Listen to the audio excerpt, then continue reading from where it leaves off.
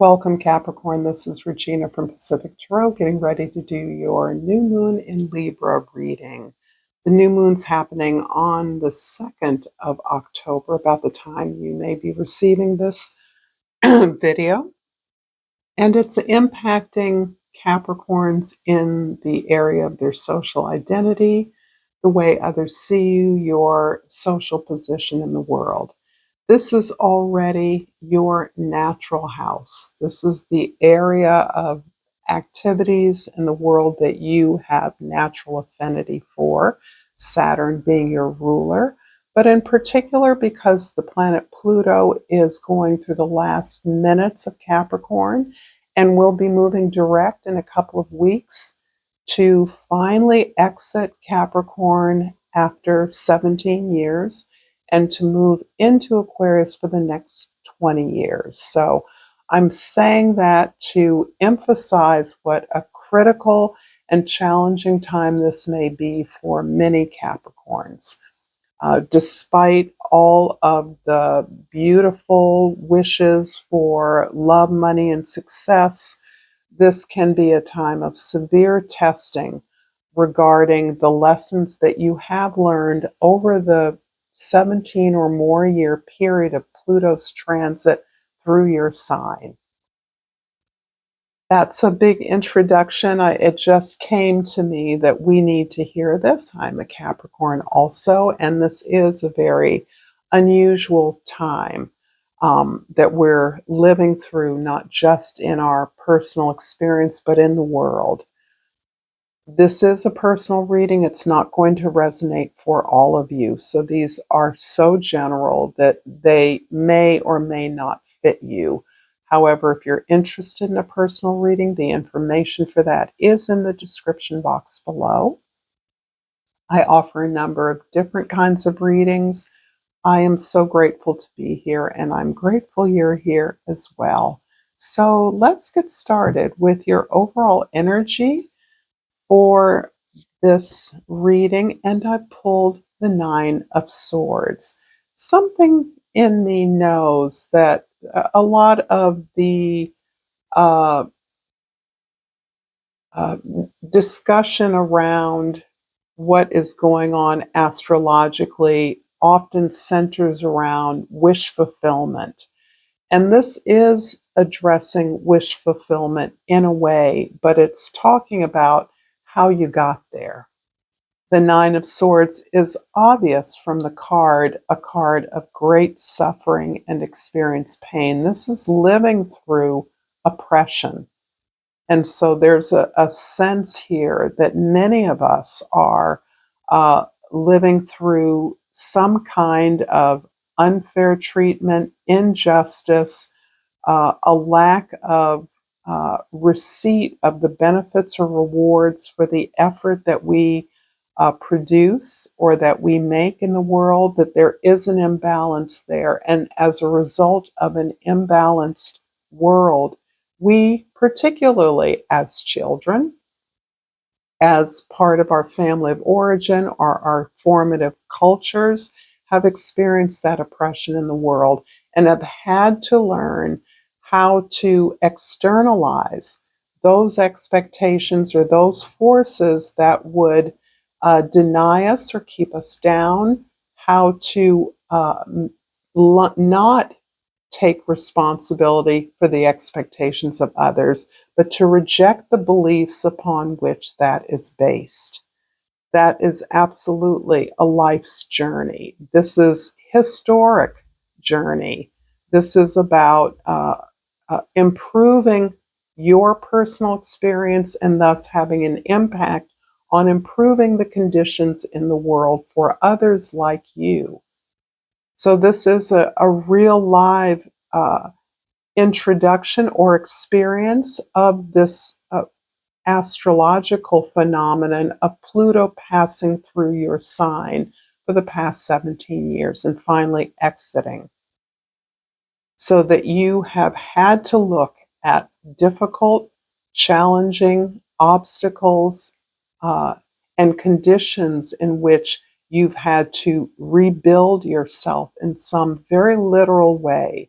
you've experienced some destruction, some loss, and you've had to build yourself up on the basis of a system of belief that has prioritized your well-being. This is you simply allowing all of that suffering and pain to fall away, to accept the conditions that existed, and to accept the lessons that you learned as a result. Did it not make you stronger?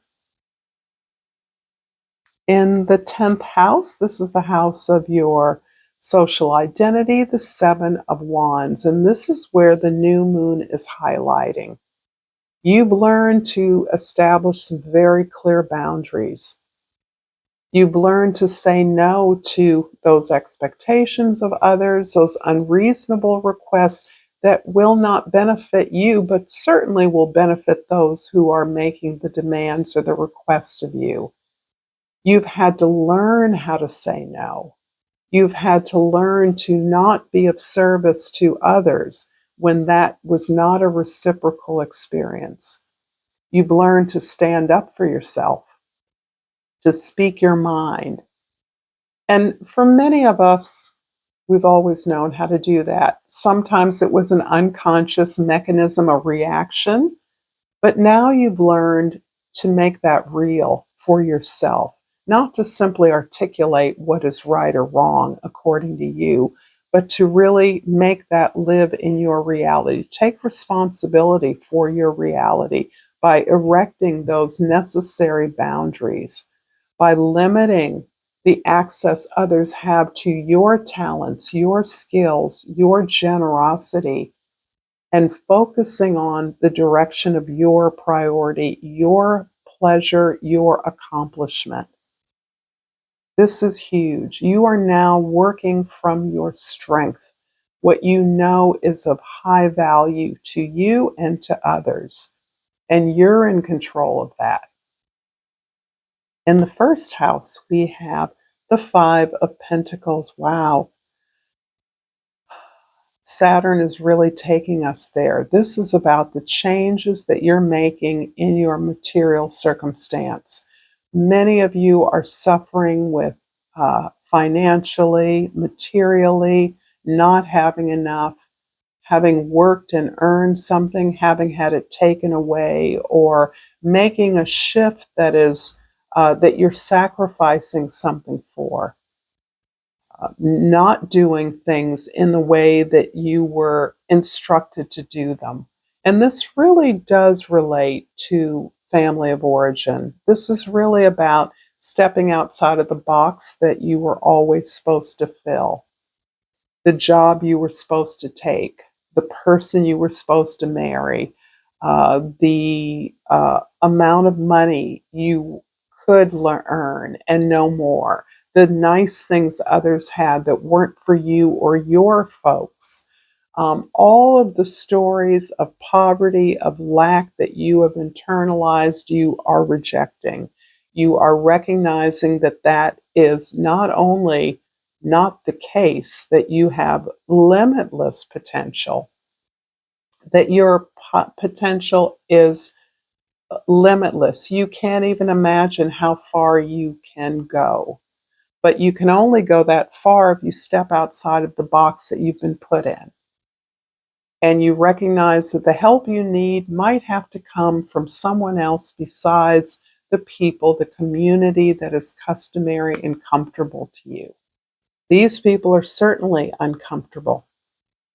You would think they could get help in the church that they are walking by. For some reason, they're on the outside. This card to me is about being a maverick. Saying no to what you've been told is for you, and saying, nope, it's something else that I want. It's something more that I want. In the fourth house, boy, the Three of Swords. We're just sunshine here today. The Three of Swords is really a deep, deep healing. And this absolutely corresponds for many of you, depending on where Capricorn is in your life. Pluto's transit over your sun, your moon, or whatever Capricorn placements you have has required you to fail, to be disappointed, to be hurt, to be betrayed over and over again from your perception, until you realize that you had to take responsibility for your failures, for your disappointments, for your broken heart.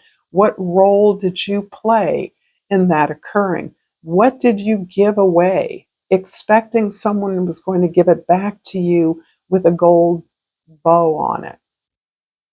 This is your understanding that you not only have you identified a pattern of behavior and activity that you're not proud of, that you don't feel good about, but it's no one else's fault. It's actually your responsibility to create the reality that feels good to you, that honors you. That means choosing those relationships and opportunities that see you, that are authentic to who you are, not to what someone else wants, or not giving yourself away to someone with the expectation that they're going to take care of everything for you.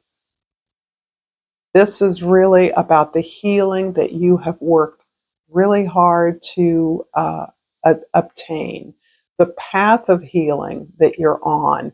And this does come from family of origin. I would say both of these cards are family of origin stories, somehow, some way. It's a way of not being loved despite your desperation for love, picking situations with people or opportunities that don't recognize your value. In the seventh house, we have the moon. This is about accessing the help that you need, the help that is encouraging you to pursue who you are, to reclaim your position based on your ancestry, your family of origin, uh, even historic mentors that resonate with you, cultural heritage. This is you finding the strength and the assistance from where you can obtain it. This is a verification that you have a strong ancestral lineage, that there are members in that community of your family, living or past, of your history, that see you, that know you, that have already provided them the mission that you're on, and that you, by asking for help, really key for Capricorns, by asking for help is how you get the assistance that is just waiting in the wings for you. This is something you're learning to overcome. You don't do it yourself. You can't do anything by yourself. You have to get help. You have to ask for help to get help. So this is humbling, but it's also encouraging. It's really fortifying that you are more than what you've been told you could be. You're much more than that. The people that told you that you should be X had no idea of what you could accomplish. They couldn't imagine. And they often did this out of love, out of a sense of protecting you. However, you're on your own journey. You have to make your own discoveries. You have to reach for your own potential, and you have to cultivate those gifts that are endemic to you. So this is really about honor that silence, honor your meditation, honor your prayers, honor your dream life. Journal wherever you cultivate that stillness that allows this assistance, these supports to emerge for you. What you'll discover when you cultivate who you are. If this reading is resonating for you, Capricorn, please like this video. Please share this with others if they could be helped by it, if they might enjoy it, and certainly subscribe to my channel, Pacific Tarot. Thank you so much for that. I pulled the Surrender card. I can release my need to control. I can actually feel the energy of some of my Capricorn viewers as I do this reading, because it's striking a chord that is so deep in the Capricorn character. I have been asked, why in the world would you choose to come back to in life as a Capricorn? It's such a hard row to hoe. Um, so all of that is to say, I do feel how counterintuitive it can be for us to surrender. Sometimes things have to get that hard that you have to let go. And I do think that this is a time that is so hard that you cannot rest on the received wisdom that you have gotten. You've got to let yourself, you've got to let your own natural wisdom emerge. You know what's best for you, and it's practicing that, right? I'm giving you a little pep talk here. I think we all need it. The Five of Pentacles in the first house is clarified by the Ten of Pentacles. Just look at the difference in these cards. This is halfway there. This is change. We want something different. The Ten of Pentacles, we now recognize that despite the outer material conditions, hardship, deprivation of our life, that we are privileged. We are fortunate to have had the opportunities, even the challenges that many don't have. These are opportunities, these are qualities of life, these are characteristics, this is a work ethic that uh, has given you the access to the opportunities you've had in your life. And this is knowing that what you've had, as minimal, as unsatisfying as it can be, is more than many others will ever have access to. And in fact, you're in a position to share what you have, to show others what you know, to help others gain the access that you may or may not have had. But you're privileged enough to know that you are blessed, that you have blessings to bestow on others, that you can share your largesse with others, that you can empower more, that you can generate abundance by sharing it, paying it forward. This is a beautiful legacy. The Three of Swords is clarified by the Four of Swords. And this is, again, pulling on how much you've overcome, how difficult, how challenging it was, and how grateful you are to still be here, standing, even complaining. This is pure gratitude, understanding that in many ways it couldn't have been any other way for you to get to where you are now. And no matter how unsatisfying it may be today, you know that you had to earn your way to where you are, and that you will continue to move on and face new challenges. You have a lot to be grateful for, and you're aware of that. This has become your spiritual foundation. Gratitude. The Moon card in the seventh house is clarified by the Two of Swords. This is a little bit more challenging because on a superficial level, you don't know which way to go. You're aware that you're at a crossroads. You're aware that you have options in different directions, but you're not quite sure what decision to make. In fact, I believe you know which way to go, but it's going to be hard.